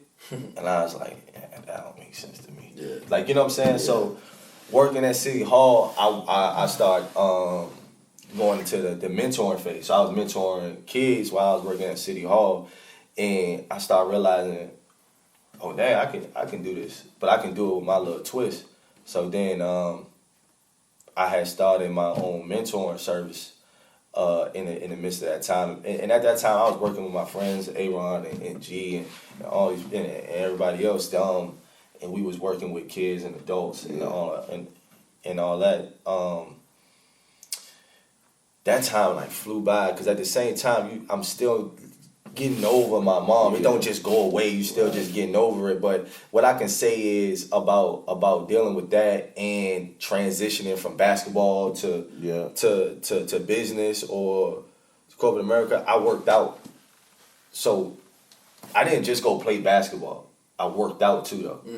So by working, I worked out hard, and then once I realized what I needed to work out on, it won't no light switch. People think they can just get up the next day and be like, oh, I'm ready. The grind is on. Yeah. Nah, it don't work like that. It's not a light switch with this thing. You got to really develop that habit. Yeah. It's not just you wake up the next day like, oh, I'm on it. Nah, you develop that habit early, and that's what's big about basketball. Basketball is so important in my life, and I use basketball in the teachings that I do with a lot of kids to just say like, look, if you like this so much, don't use it as a tool rather than just a hobby. Yeah. You can use this as a tool because if you can, this gonna show you, you know what I'm saying, that if you put the work in, it can get done. Use me as a prime example. Right. You know what I'm saying? I put the work in and I didn't give up and I accomplished things that, you know what I'm saying, you weren't supposed to. I wasn't supposed to accomplish. My high school team, I was the only one that played college basketball on my high school basketball team. Wow. My senior year. The only one. You weren't even like exactly, and then to do that and then accomplish all the things I did accomplish with playing basketball, it's like, man, that's unheard of. You know what I'm saying? And these are the type of things that I'm very humble with. I don't just go around just talking about it a lot, but like to doing that, getting shot, coming back, losing my mom, and still, being here today and still pushing forward, trying to, you know what I'm saying, keep going and do different things. That's just like, that all goes back to basketball though. Exactly. We talk about it all the time, man, how the things we've been through, it's going to carry over to the rest of the other days of life. You just transfer it. You just transfer the work ethic. Yeah. So for a person to say, man, I don't know. Yeah, you might not know nothing, but once you find that out, just transfer that work ethic. Yeah. That's all you got to do is just place it right there. Because the same guy who working on his small business or his business idea, you take that work ethic, you waking up at 4, you woke up at 4 with basketball, why not wake up at 4 with this? You did 2 a days with basketball, why not do 2 a days with this? You know what I'm saying? Just got to transfer. Not to cut you off, man, but the work ethic is important, but for you, man, it's the element of perseverance and getting over adversity. Oh man, right? Like, that's the biggest. Like you literally had, like it was like a domino effect. Got shot, mono, you know, dealing with the police, discriminate, whatever you want to call it, then your mother passing away, like, all just kind of rained on you, man. And, you know, it goes back to what you shared with your basketball story. Like, you went through adversity of not really playing, and you still found a way, dog. And, I mean, I commend you for that. Oh, yeah. Yeah, That's big time. All right, so Seriously. real quick, man. Is anything you want to end with, dog? I know we could talk. We could talk another 3 hours. We'll get you back on. Yeah. Dog. But anything like any last thought, anything you want to end with, it's your floor. So man. I'm just telling everybody, just piggyback off what we just talked about. Went on to there. I got a clothing brand, clothing store started online, whatyouneedonline.com. Then we just opened our first store this summer in August. You know, that was like in person. Yeah. Real storefront. Yeah, real storefront. I got you guys gear, man. I was rushing trying to get my little girl getting her straight this evening that I left the box. But I'm gonna ship it here. But I just opened that. Likewise, got a mental health skill building company, work with adults. So we work with adults with mental illnesses, and also got the mentoring company. And just the mentoring is the real big one. I love because I'm curious, like, how did that originate? Like, the mentoring. Yeah. So when I got out of school, because you studied, you said computer science. Exactly. But you gotta think about this. You could say I'm a basketball major too, because every summer I ain't have a real job. I worked at basketball camps. You know what I'm saying? I worked at basketball camps, so I'm working with kids. Yeah. So you know, you develop relationship with kids, and then a big thing coming from where I come from, I could say, man, I had a great life. Like, you know what I'm saying? My upbringing was awesome. My family, I brag about them all the time, but I can say my friends, on the other hand, a lot of my friends, they didn't have the best. Right. So when I look at a lot of these kids, I look at my friends and be like, man, if he just had this, he'll be straight. If he had that, they'll be straight. Or if she had this, she'll be, you know what I'm saying, just giving them a little boost. So that's why the mentoring came up real big, because I was always dealing with kids. Yeah. So the adult thing came in because I don't know, it was easy. That was G idea, you know, the adult thing, but the mentoring still came. But like you said, man, just keep working. Just keep that vertical progress that's all that. It's I don't never want to stay like this. Yeah. You know, just keep going up. Exactly, bro. But like that adversity thing you're talking about, man, it's tough because it's easy to quit. But the biggest thing I can say, I'm willing to sit here and say that I just always knew, it was just like, bro, I just never want to be a loser. Yeah. I never wanted to be like a loser. Yeah. That's the biggest thing about me. Never wanted to be a loser. I never wanted to be seen as like a charity case either. Even when my mom died. Like, I never wanted somebody to look at me and be like, you know, he ain't been the same since his mom died. Yeah. Never wanted that for myself, because I seen people look at people like this. Yeah. And I wanted them to look at me and be like, the opposite, like, oh, man. How's he still doing this? Like, man, like, hey, she did a thing with them boys. Like, him right there, she did it. I want to be that product. Like, you know what I'm saying? I want people to look at me and like, man, she really raised him right. Right. So that's what I wanted people to see, rather than looking at me and being like, dang, man, he would have been straight if she ain't go. Nah, she ain't really go nowhere. It's still here. Like, you know what I'm saying? And that's exactly what I was gonna say, dog. Like, you know, what you're doing, your little brother, and I know you have other siblings that are probably doing big things too. You know, her spirit is in you guys, man, and that'll never go away. And then what's gonna happen is that's gonna transfer to your kids, their kids, right? And and that's the beauty of just, I'm not just gonna say a mom, but moms they're different, man. And you know, I met her, and she was always, you know, the loudest at the game. She was always encouraging, upbeat. Yeah, she was just as loud as mom. Yeah, she was about the same as I. Y'all, My mom loves you too. Your mom get to it. Yeah, my mom loves you too. I gotta tell her we had you on, but look, man, we're gonna wrap this up because we gotta go to work tomorrow and you gotta get back home. Yeah, and I forgot to say this. I'm big like. I'd be remiss to say like I run up the other businesses with halal rich too, and me and soap. Yeah. So don't let me forget that. Yeah, Soap yeah, and my We man gotta get soap on. and Eamon. We formed that.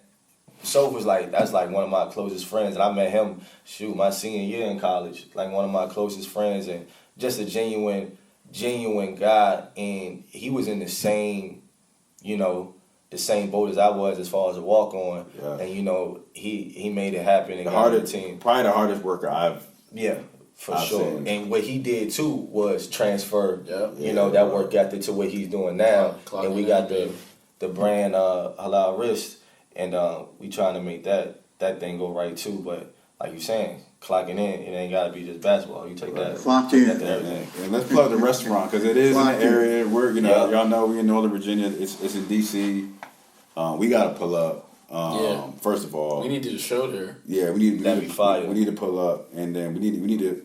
We were supposed to go to Richmond a while ago, but we gotta pull up on you at your store, bro. I've always gotten stuff from him since he had his website. And look, I don't just buy people's stuff because they're my boy. Like it has to be, you know what I'm saying?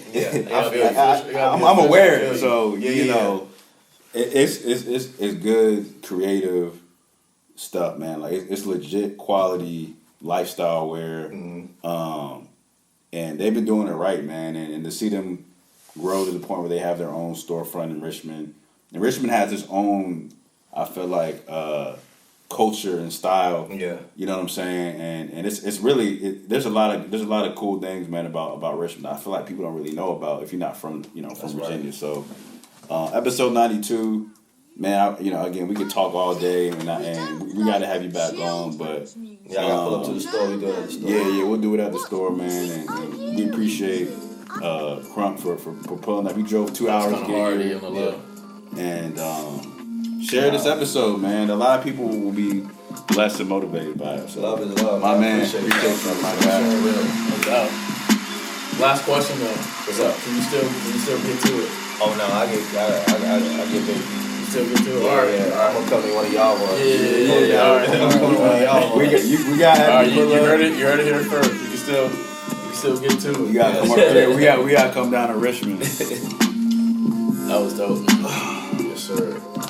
I looked at the time up here. I'm like, dang, we been talking forever. Yeah, man. Time flies, bro. It really do. Like, I mean, Cause I found myself like, damn, let me sum this up. Then like I gotta sum this up. yeah.